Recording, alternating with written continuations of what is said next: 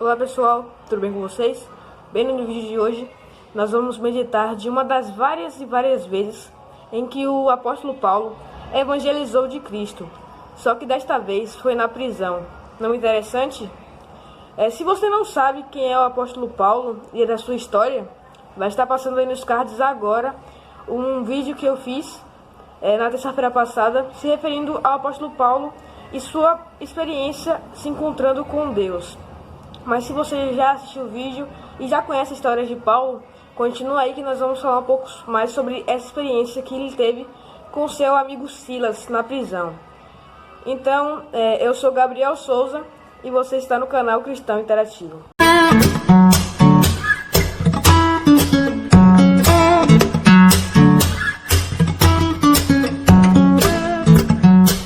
Antes de sabermos o que Paulo e Silas fizeram para evangelizar de Cristo na prisão, vamos saber qual foi o contexto para eles irem para a prisão. Essa história se passa lá no livro de Atos dos Apóstolos, no capítulo 16, no verso 16, que diz o seguinte: certo dia, quando estávamos descendo ao lugar de oração, encontramos uma moça escrava, possessa de um espírito que predizia o futuro e ganhava muito dinheiro para os seus donos. Ela seguia a Paulo e a nós gritando: estes homens são servos do Deus Altíssimo e vieram contar como vocês podem ser salvos. Sabemos aqui que essa mulher, ela era possessa pelo espírito mau e que ela era adivinha e com isso seus donos ganhavam bastante dinheiro com ela, pois ela predizia o futuro. Continuando no verso 18 diz o seguinte: isso continuou dia após dia, até que Paulo, já muito indignado, voltou-se e falou ao espírito que estava nela: eu lhe ordeno, em nome de Jesus Cristo, que saia dela. E o espírito deixou a moça imediatamente. Verso 19. Com isso acabaram as esperanças de riqueza dos donos da escrava.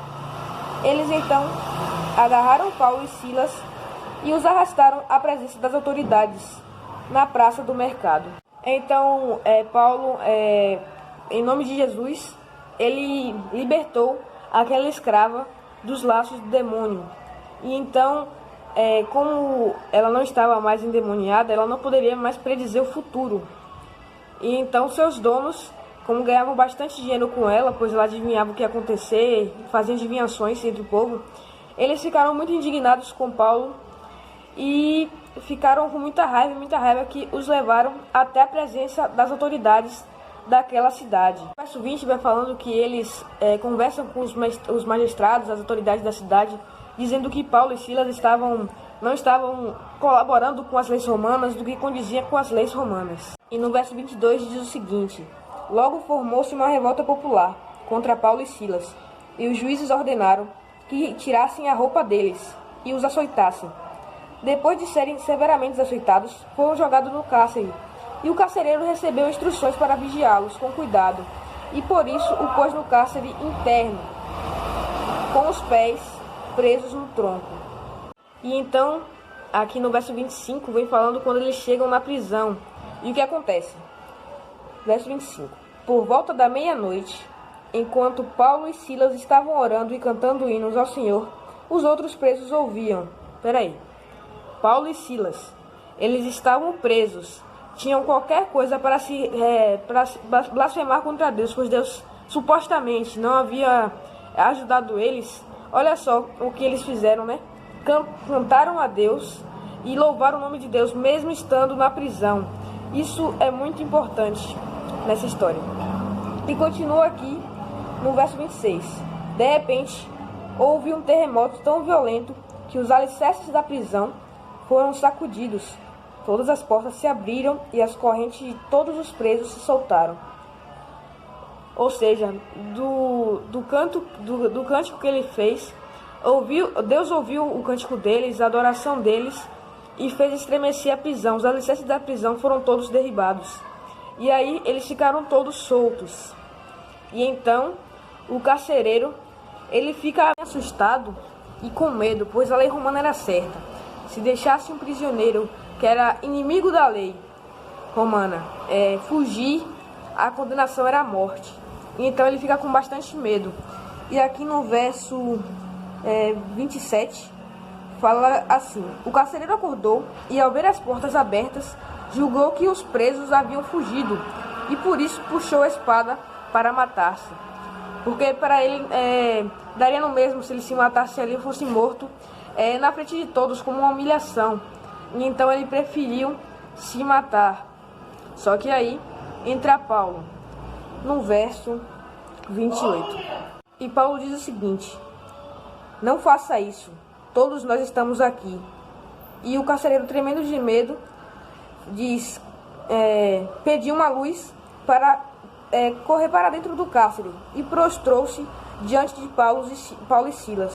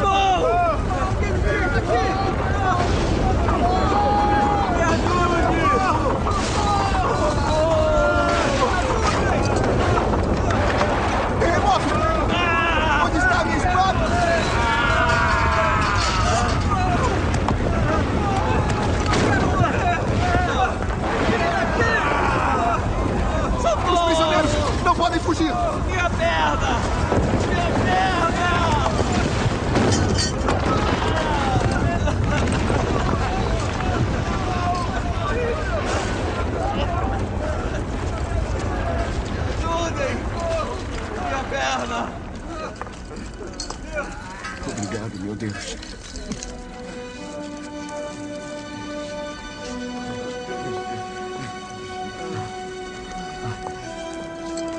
O que aconteceu?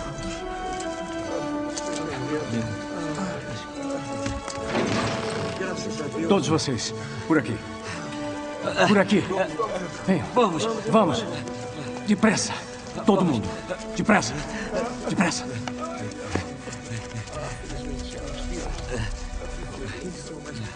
Estamos todos vivos. Paulo. Guardas! Onde estão meus guardas? Ei, tem alguém aí? Está bem. Olá!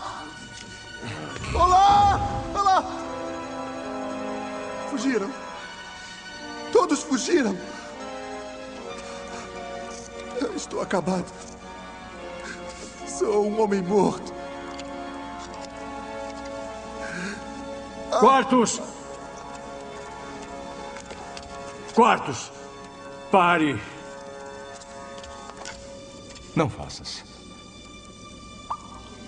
Estamos todos aqui. Venha. Venha.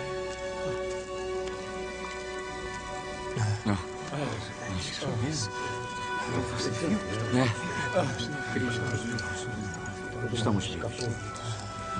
Estão aqui? Estão todos aqui. Tu me devolveste a vida. Podias ter escapado. Por quê? Por que não fugiste? Jesus libertou a mim e a Silas quando nos salvou das garras do pecado e da morte. E quartos. Ele também quer que fiques livre. O que devo fazer para me salvar?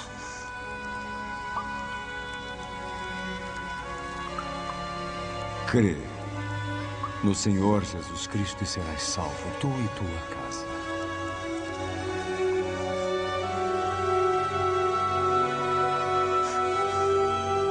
Eu creio. Eu creio, sim.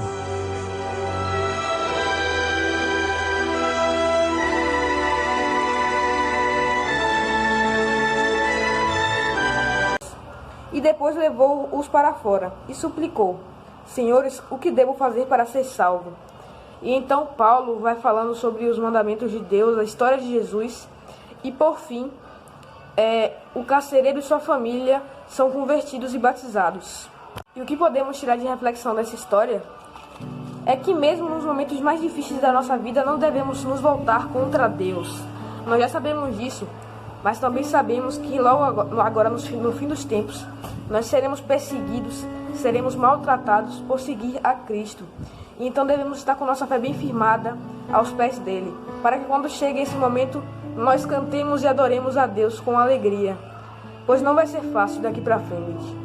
Então, que essa reflexão fique firmada no seu coração e nos nossos corações, para que possamos saber que Deus está conosco mesmo nos momentos mais difíceis e que podemos tirar desses momentos de dificuldades almas para Cristo. Então foi esse o vídeo.